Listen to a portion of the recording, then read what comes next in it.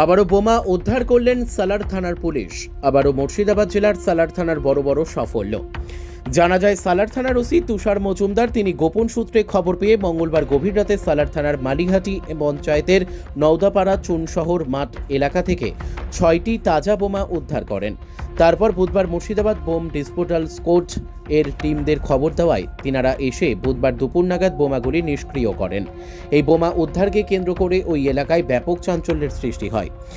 বোমাগুলি কে বা কারা কি উদ্দেশ্যে মজুত রেখেছিল তা খতিয়ে দেখছেন সালার থানার পুলিশ। ঘটনায় কে কি বললেন শোনাবো। যে আপনার এলাকায় প্রকাশ্য রাস্তা নওদাপাড়াতে 6খানা তাজা বোমা পেয়ে গেছে, এটা নিয়ে কি বলবেন এলাকার তৃণমূলের অঞ্চল সভাপতি হিসাবে? দেখুন, এই যে বোম 6টা উদ্ধার হয়েছে, আমি শুনেই অবাক হচ্ছি। তার কারণ হচ্ছে, আপনারা দেখছেন পশ্চিমবাংলার বিভিন্ন জায়গায় বেছে বেছে তৃণমূলের নেতারাকে যেভাবে টার্গেট করা হচ্ছে, তো আমি এটা রিকভারি হওয়ার পরে আমি আতঙ্কিত। তার কারণ হচ্ছে, বাংলার মানবিক মুখ্যমন্ত্রী মমতা বন্দ্যোপাধ্যায় প্রতিনিয়ত বার্তা দিচ্ছে যে সবসময় এলাকার পরিবেশকে সুস্থ রাখতে হবে এবং শান্ত রাখতে হবে। তো আজকে এই 6 পিস বোম উদ্ধার হওয়াতে আমি সত্যিকারে আমি খুব মর্মাহত, বা আমি নিজেকে একটু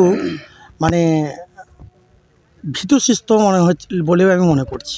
তার কারণ হচ্ছে, দেখুন, এই রাস্তা দিয়ে আমার ওয়াইফ প্রধান, আমি অঞ্চল সভাপতি প্রতিনিয়ত যা আশা করি। কী উদ্দেশ্যে বোমাটা রেখেছে সেটা একটা ভাবার বিষয়। তো আমাদের সালার থানার ভারপ্রাপ্ত অধিকারী তুষার মজুমদার মহাশয়, উনি খুব সজাগ মানুষ। আমি আশা রাখবো ওনার উপরে, উনি সঠিক সিদ্ধান্ত নেবেন এবং সেই দুষ্কৃতীগুলোকে, কিভাবে বোমাগুলো এলো, কোথায় থেকে এলো, সেইগুলোকে তদন্ত করে উপযুক্ত যাতে সেই দুষ্কৃতীগুলোর ব্যবস্থা নেয়, তার জন্য আমি সালার থানার প্রশাসনকে আমি আবেদন করব। এবং তার সঙ্গে সঙ্গে আমি এটা বলবো, পশ্চিমবাংলার বিভিন্ন জায়গায় অঞ্চল সভাপতিদের উপরে যেভাবে নির্ভীকভাবে একটা হত্যা করা হচ্ছে, তার মধ্যে আমিও একটা অঞ্চলের সভাপতি। আমিও বলবো, আমার উপরে আগামী হয়তো অ্যাটাক হতেও পারে।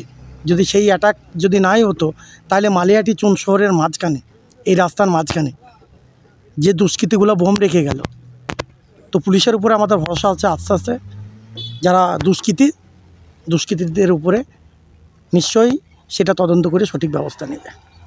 ঠিক আছে।